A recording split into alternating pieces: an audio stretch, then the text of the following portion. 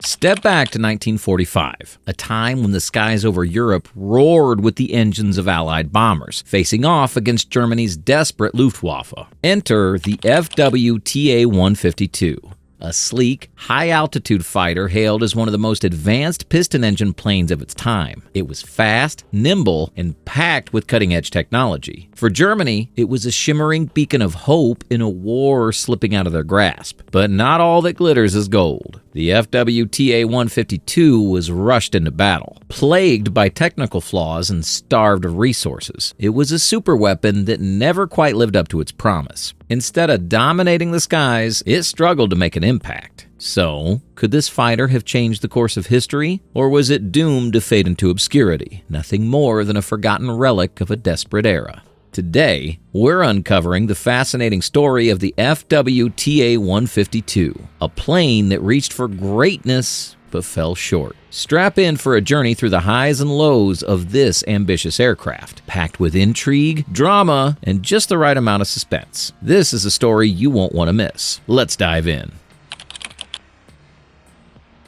1944. Europe's skies have been a brutal battlefield, where the Allies dominate with relentless bombing raids that leave German factories, infrastructure, and morale in ruins. Cutting through the air are the imposing B-17 Flying Fortresses and B-24 Liberators, escorted by sleek, long-range fighters like the P-51 Mustang and P-47 Thunderbolt. These machines were invading deep into enemy territory from staggering altitudes, mocking the Luftwaffe's dwindling ability to defend its own skies. For the Luftwaffe, the challenge was monumental. Germany's most reliable fighters, the Messerschmitt Bf-109 and focke-wulf FW-190, were deadly at mid-altitude but struggled to compete at the dizzying heights where the Allied bombers ruled. The situation grew even bleaker as the Allies introduced cutting-edge technology, turbocharged engines, and advanced superchargers that enabled their escorts to soar above 30,000 feet. And with whispers of the B-29 Superfortress, a bomber capable of operating at an unthinkable 40,000 feet on the horizon, the Luftwaffe was staring at an existential crisis. Desperation ignited innovation.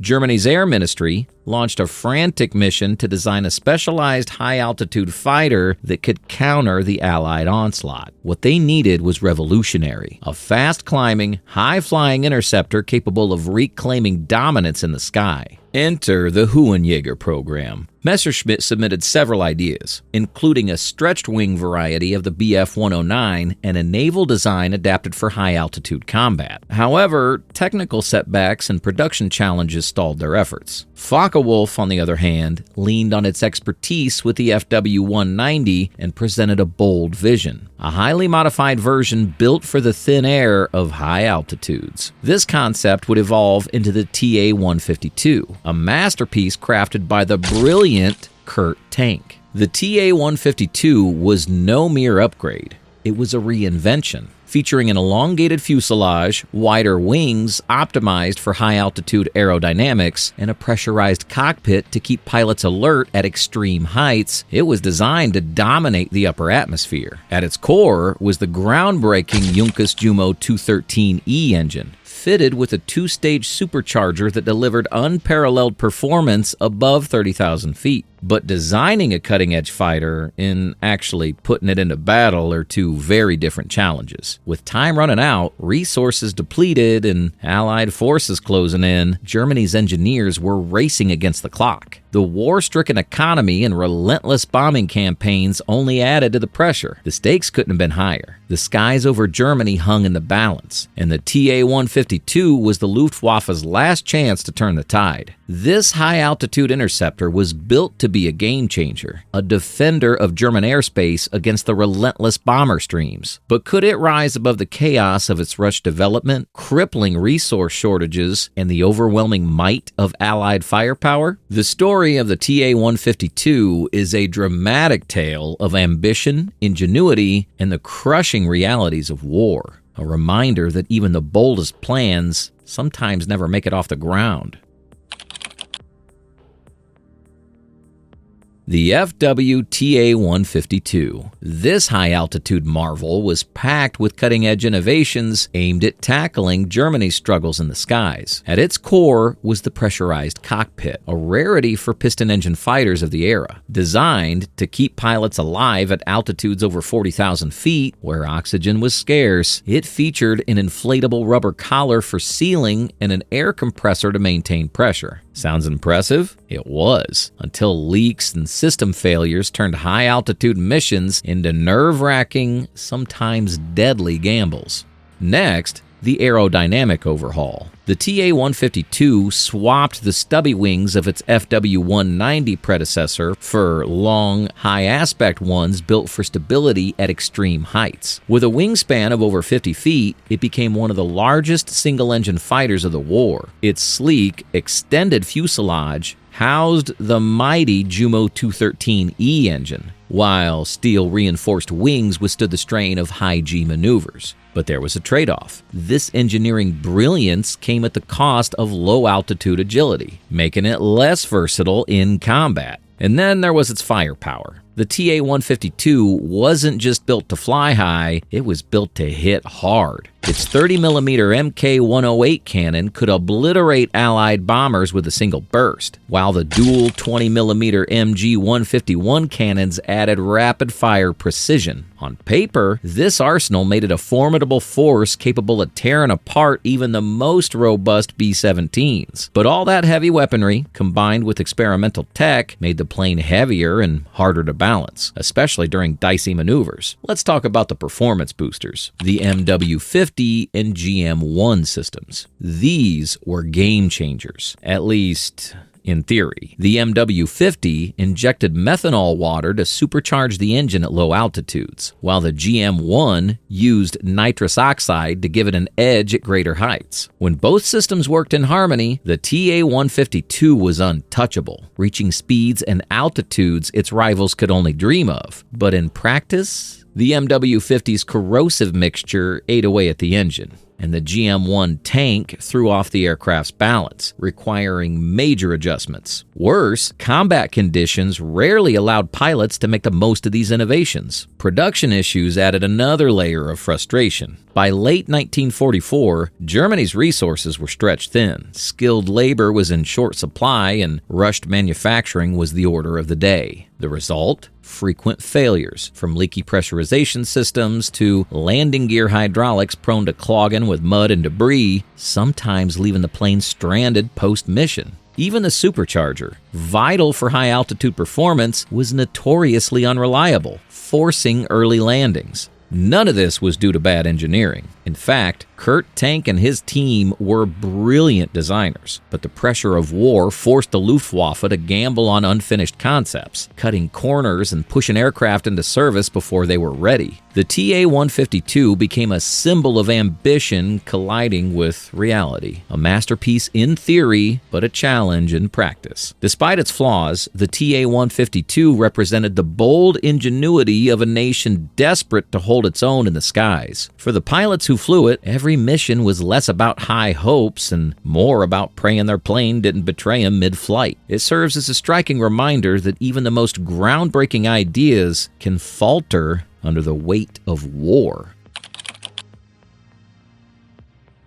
Imagine slicing through the skies at a blistering 760 kilometers per hour, 472 miles per hour, soaring above 40,000 feet. That was the promise of the Ta-152H1, one of World War II's fastest piston-engine fighters. It was a machine built for dominance, designed to outrun and outmaneuver bomber formations with ease. But the reality? A story of unfulfilled potential, rushed production, and a cascade of disappointments. As Germany faced the relentless advance of Allied forces, desperations led to the Ta-152 being rushed into mass production. But haste came at a cost. These planes rolled off the assembly line unprepared for combat, plagued by problems that could and should have been fixed with proper testing. Supercharger failures, inconsistent engine cooling, and leaky pressurized cockpits were just a few of the gremlins haunting this high-speed marvel. Pilots often found themselves battling the aircraft's quirks as much as the enemy, with high-altitude discomfort adding to their woes. To make matters worse, training and support were frustratingly absent. No manuals, no clear guidance, just trial and error for both pilots and maintenance crews. Ground teams were left scratching their heads,